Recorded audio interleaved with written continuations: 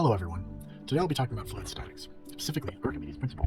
Archimedes' principle states the upward buoyant force that is exerted on a body immersed in a fluid, whether fully or partially, is equal to the weight of the fluid that the body displaces. It is denoted by this equation. The magnitude of buoyant force is equal to the weight of displaced fluid. In this video, I'll perform a demonstration using this principle by placing different types of objects into water and seeing their buoyancy. But before that, I wanted to discuss it in more detail.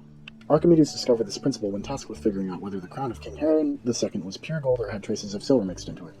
At the time, scammers would mix silver in with their gold and present it as pure gold and sell it off at a higher price to make a little bit more profit.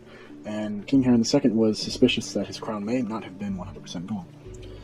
In order for Archimedes to check out whether or not this crown was pure gold, he took one piece of gold and one piece of silver, both of the same mass, and put them into water. The gold ended up displacing less water than the silver due to its smaller volume and higher density. And after making this connection, he surmised that the crown was mixed with silver since it displaced more water than it should have if it were pure gold. Now, onto the principle in more detail. Buoyant force is the magnitude which is equal to the weight of the fluid displaced by the body. The volume of displaced fluid is equal to the volume of an object that's fully immersed in a fluid, or to that fraction of the volume below the surface for an object partially submerged in a liquid. The weight of the displaced portion of the fluid is equivalent to the magnitude of the buoyant force. The buoyant force on a body floating in a liquid or gas is also equivalent in magnitude to the weight of the floating object, and is opposite in direction. The object neither rises nor sinks. With this explanation of buoyant force in mind, now we can begin our demonstration. Firstly, we will test the golf ball, which has a high density relative to its size and volume. As to be expected, it sinks.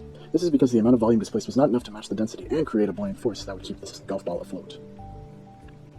The next object we'll test is the stone, which is a bit flatter, which could help buoyancy due to the volume being better distributed compared to the golf ball.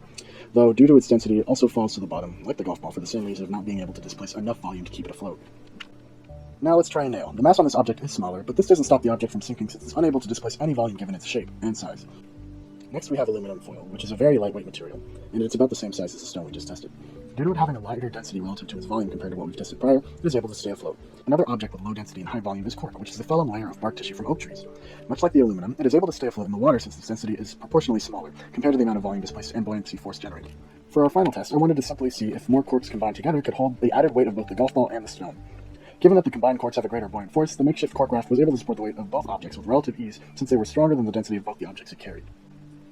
Overall from this demonstration, we saw that volume displacement is one of the most integral aspects of buoyancy force in Archimedes' principle. I hope you all enjoyed this video, and thank you for watching.